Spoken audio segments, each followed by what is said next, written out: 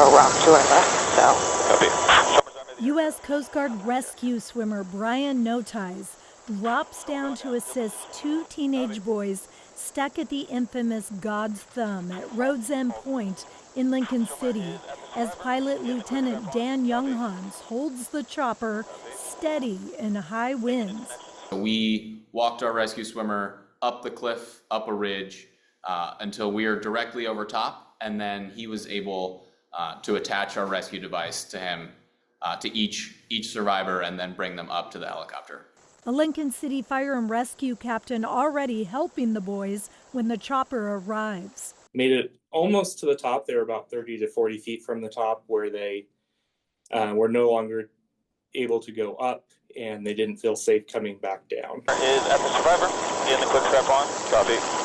Surely not the beach adventure these 14-year-olds had in mind. They were somewhat shooken up. One of our crew members did actually make it up to them because they were starting to slide a little bit. They're just under the aircraft. One by one, the boys airlifted to safety. I think they were relieved that they were going to get out of there. I think they'd been sitting there for well over an hour at that point, knowing this was probably their only way out. And then it kind of went from relief to, once I got there and explained what I was going to do, there was the first survivor looked a little bit terrified. But there was plenty of relief once they were safely buckled in the helicopter, the so-called God's Thumb disappearing in the distance. In May, the Coast Guard airlifted two 25-year-old women from the same area. The loose rock there makes it hard to climb, and then there's quite a bit of a vertical incline at the top that you can't see from the base. Fire crews recommend traveling with a companion and, like the boys this weekend, have a cell phone to call for help.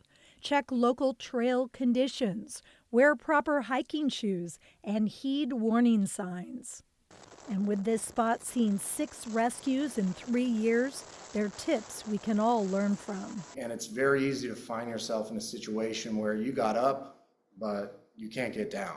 When it's kids, you're more likely to push the limits, just because everybody wants to save kids, right? Nobody wants to see something bad happening to kids that could very easily be their own.